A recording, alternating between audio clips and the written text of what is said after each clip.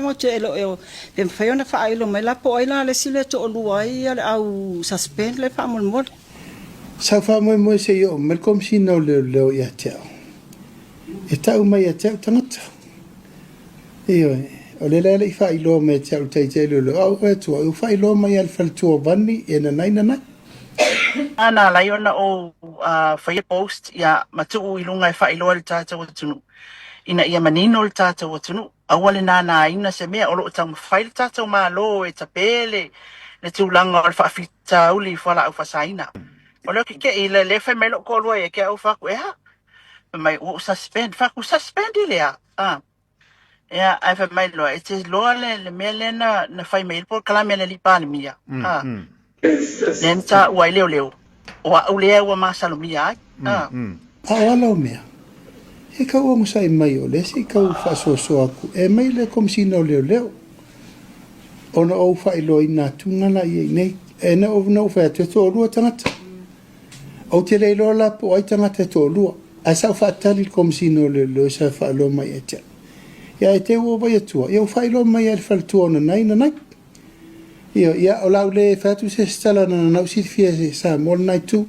A leo te fa tali kom si no leo. Fa ilo mai lesi.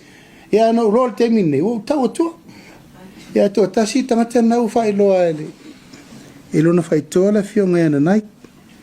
Ia, a whai o te tala noa le mta upule te tia, o te tala noa mai le side as a wife. O a o le tō luon nai. A o le tūlanga i le, as a reporter, o se tustala.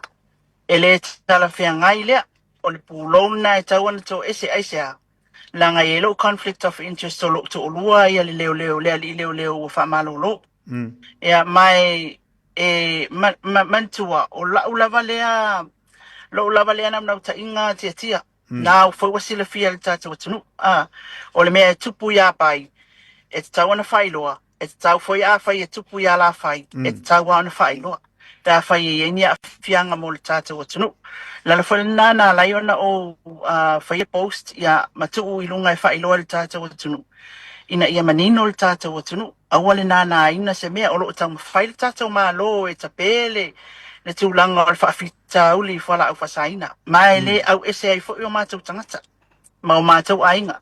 E le mata upu i ana nai, ia olo o makua fia ngai ma i le nei taimi, ma toa fi ma alie lo na fina ngalo.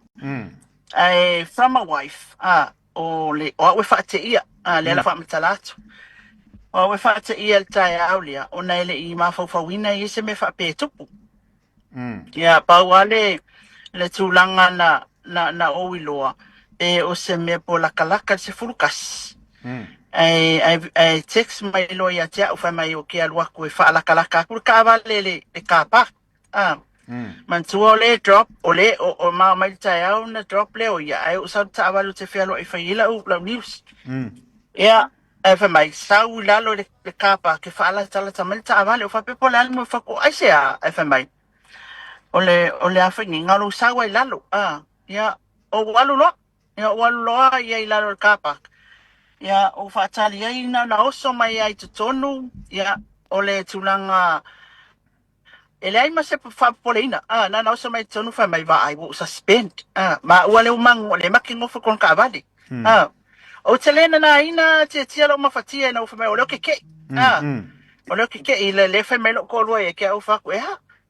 Mai o suspend i lea.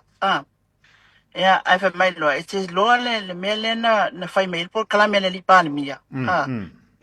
Len ta uai leo. O au lea ua masalo mia ai.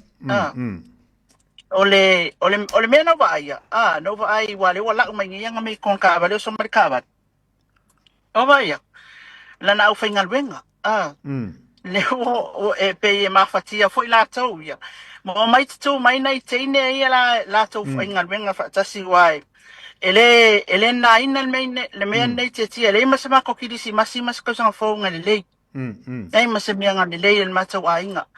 Na wa mata mai te o le lotu mea whapena a one nai. E moe le ofisa o leo.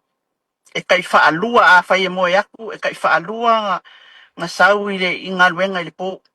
O na le tūlanga whai le leo. Taimil na le na whaatino inga wenga ale tactical operation section e mawhai ona whai le fo i o whawhitau le ia maua tangata ia whai le isa ia ai o le taimila mantua foi mo le sila fia le tata watunu o le afionga nai tai leo po le inspector ele vanei na inspector i le matanga luenga o leo o ia o le 2IC o le TOS po le tactical operation section o ia o le tai lona lua o le ofisa lea la to te whaia o so whainga tangata tonua ia e la to te umia o penga i le matanga luenga o leo o le mea lena lai ona tūlanga na lai ona le leisa mato ki lisi masi tau sanga fō ona o ngā luenga ia i le taimila leo na olo tilo atu i le tu mana o whenga luenga o au ia o makwa i ua esela o langona na o iai pe mai kao